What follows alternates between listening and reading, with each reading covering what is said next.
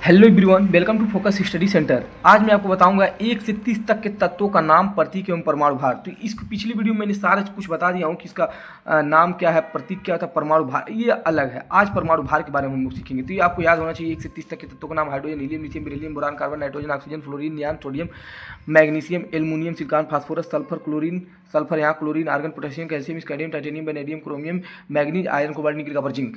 ये जो है 30 तक के तत्वों का नाम याद रखना है और उनका ये प्रतीक होता है, ठीक है। या हिंदी में या इंग्लिश में उसका प्रतीक है, उसका परमाणु क्रमांक है, उसका परमाणु भार है। तो ये परमाणु भार अगर आपको याद होगा तो अभी जाके ये पता चल पाएगा। तो इसका भी देखिए ट्रिक होता है, कैसे निकाला। जैसे इसका परमाणु क्रमांक 1 है तो परमाणु भार 1 होगा, ये याद करना पड़ेगा। यहाँ पर देखिए जब सम संख्या रहेगी दोगुना कर दिया जाता है। तो जैसे हीलियम 2 नंबर पे आता है, सम संख्या है तो दोगुना 4 हो जाएगा।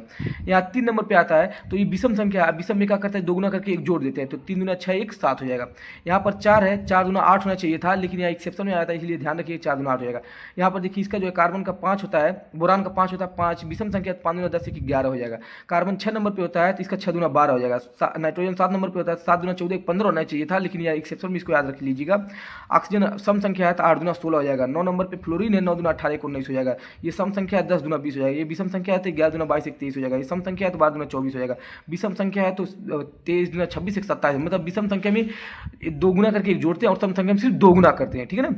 14 दूना 28, 15 दूना 30, 1 31। ऐसे यहाँ पर देख सकते हैं।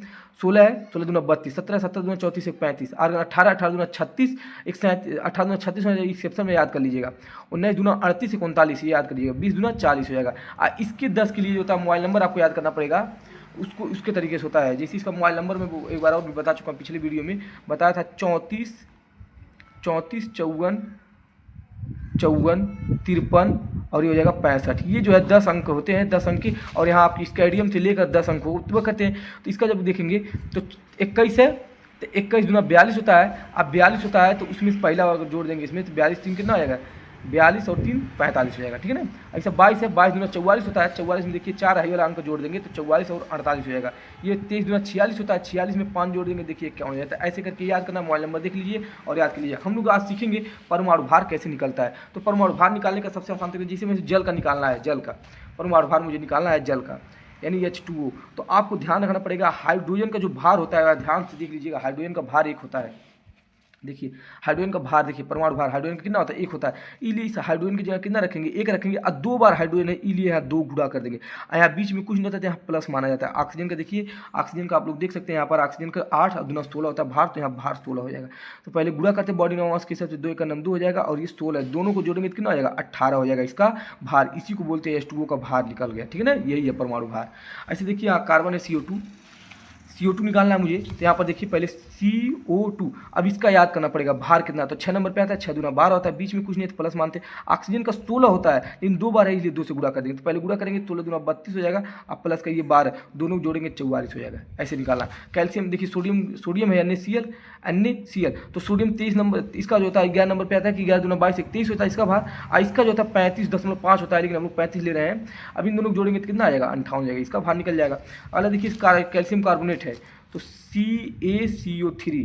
तो अभी कार्बन का, कैल्शियम का जो होता है बताएं 20 नंबर पे आता है, इसका 40 होता है, बीच में कुछ नहीं था प्लस मानते हैं। कार्बन का भी बताएं 12 होता है, ऑक्सीजन का 16 होता है, लेकिन यहाँ 3 है तो 3। अब देखिए ये 1 का साथ आते हैं, इसलिए कैल्शियम का 40, बीच में कुछ नहीं तो प्लस। यहाँ कार्बन का 12 होता है, बीच में कुछ नहीं तो प्लस। ऑक्सीजन का 16 होता है, 3 बार है 3 बार।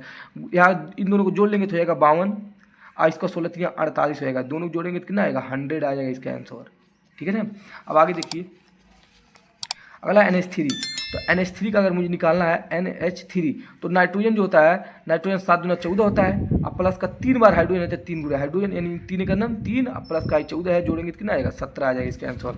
अगला देखिए H2SO4 है, तो H2SO4 का कैसे निकालते हैं, H2SO4, तो H 2 बार है तो 2 गुणे 1 होगा।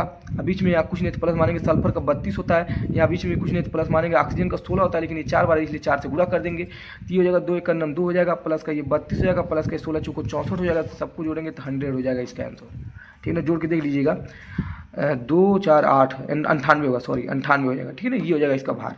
अगला देखिए CH4 है, CH4। कार्बन का 12 होता है, बीच में कुछ नहीं, प्लस मानेंगे 4 बार हाइड्रोजन है तो 4 गुणे 1। हाइड्रोजन का भार होता है आपको ये ध्यान रखना होगा, अगर नहीं याद आ रहा तो ये चीज़ आपको याद रखना पड़ेगा, ठीक है ना। यहीं से हम मतलब याद है तो कर ले रहे हैं। भार कितना है कौन रख देंगे, भार याद करना पड़ेगा, ट्रिक भी बता दिया।